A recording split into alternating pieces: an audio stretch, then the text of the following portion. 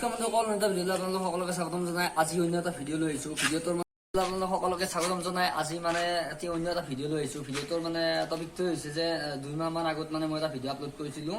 ভিডিঅ'টো আছিল যে গুৱাহাটী ইউনিভাৰ্চিটি পাছ চাৰ্টিফিকেটৰ ওপৰত বনাইছিলোঁ। তো তাৰে মানে কিছুমান কমেণ্ট আহিছে, কমেণ্টৰ ৰিপ্লাইবিলাক মই ব্যস্ততাৰ কাৰণে দিব পৰা নাছিলোঁ। আজি মানে এই ভিডিঅ'টোৰ জৰিয়তে দিবলৈ চেষ্টা কৰিম গোটেইখিনি কমেণ্টৰ ৰিপ্লাই। তো কিছু মানে এজনে সুধিলে চাৰ্টিফিকেটখন আনিব যাওঁতে কি লগত লৈ যাব লাগে। মোৰ ৰেডি ফৰ কালেকশ্যন হৈছে, এতিয়া ডকুমেণ্ট লগত নিব লাগিব নে নালাগে তেনেকৈ বুলি এটা কমেণ্ট কৰিছে যে ডকুমেণ্ট মানে আপুনি যেতিয়া ৰেডি ফৰ কালেকশ্যন হৈছে ষ্টেটাছ চেক কৰোঁতে তেতিয়াহ'লে আপুনি গুৱাহাটী ইউনিভাৰ্চিটিত যাব আৰু যিখন মানে মানে কি বুলি কয় পে'মেণ্ট ৰিচিপ্ট এখন আছে সেইখন আপোনাৰ যেতিয়া ৰেডি ফৰ কালেকশ্যন হয় তেতিয়া ডাউনলোড কৰিব পাৰিব। আৰু এখন যি আপুনি ফৰ্ম ফিল আপ কৰিছিলে এমাউণ্ট মানে পে'মেণ্ট কৰিছিলে তাৰে এখন ৰিচিপ্ট অলপ সেই দুখন ৰিচিপ্ট লৈ আপুনি গুৱাহাটী ইউনিভাৰ্চিটিৰ যি এডমিনিষ্ট্ৰেটিভ ব্লক আছে তাত যাই কিনে আপোনালোকে জমা কৰিব লাগিব। তাৰপিছতে চাৰ্টিফিকেটখন পাই যাব। 2 নম্বৰ হৈছে দাদা মই এপ্লাই কৰিছোঁ OTP অহা নাই 5 মান্থ হ'ল, যে OTP কিয় অহা নাই? তোমাৰ মানে কিবা চিমৰ কাৰণে আহিব পাৰে বা কিবা চাৰ্ভাৰ প্ৰব্লেম থাকিলেও নাহিব পাৰে OTPটো, আৰু একবাৰ ট্ৰাই কৰি চাবা তেতিয়াহ'লে নিশ্চয় আহি যাব। তাৰপিছত দিলে যে এটাই দিলে যে মাৰ নামটো চাৰ্টিফিকেটখনত থাকে নে নাথাকে। এতিয়া চাৰ্টিফিকেটখনত মায়াকৰ নাম বা দেউতাকৰ নাম তেনেকুৱা একো নাথাকে, তোমাৰ নাম থাকিব, ৰেজিষ্ট্ৰেশ্যন নম্বৰ থাকিব আৰু ৰোল নম্বৰটো থাকিব, বাকীখিনি কথা থাকিব সেয়ে আৰু। চাৰ্টিফিকেটত কোনো মা দেউতাৰ নাম নাথাকে, নিজৰখিনিয়ে থাকিব। তাৰপিছত এজনে দিছে চাৰ্টিফিকেটখন গাৰ্জেনে আনিব পাৰিব নে নাই। গাৰ্জেনে অনাতকৈ তুমি নিজে গৈ কিনে চাৰ্টিফিকেটখন অনাটো মোৰ কাৰণে বেছি ভাল বুলি মই ভাবোঁ আৰু নিজে গৈ কিনে আনিলে ভাল হয়। মই তাৰমানে নিজে গৈছিলোঁ সেইকাৰণে।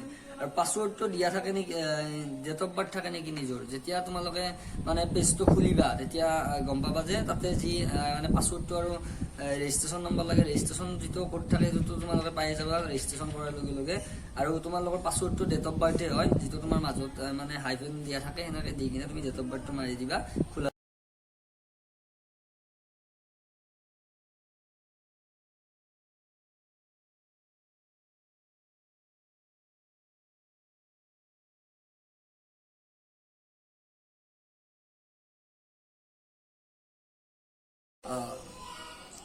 তাৰপিছত গাইজ ইয়াতে দিছে যে CBCS ৰেগুলাৰ মই ছাবজেক্ট কি চইচ কৰিব লাগিব প্লিজ জনাব। মানে ছাবজেক্টটো কি চইচ কৰিব লাগিব মই কৈ দিছোঁ যে তুমি যদি মেজৰ হোৱা তেতিয়াহ'লে তোমাৰ মেজৰৰ যিটো মেইন ছাবজেক্ট সেইটো ছাবজেক্ট চিলেক্ট কৰিব লাগে। আৰু যদি তুমি ৰেগুলাৰৰ হোৱা মানে জেনেৰেল হয় তেতিয়াহ'লে তোমাৰ যি মানে 5 ছাবজেক্ট দুটা থাকে আৰু সেই মানে কম্পালচৰি ছাবজেক্টৰ বাদেও যি 5 ছাবজেক্ট দুটা থাকে তাৰে যিকোনো এটা চিলেক্ট কৰিলে হ'ল।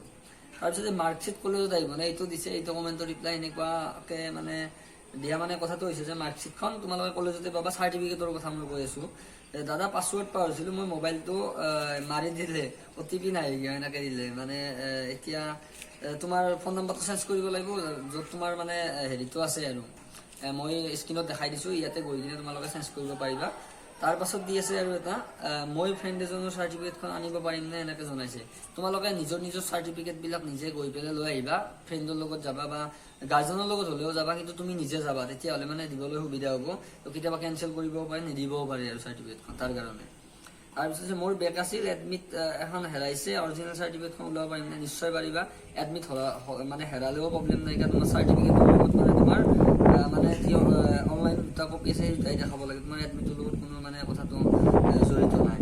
আপোনাৰ কিমান টাইম লাগিল এপ্লাই কৰা?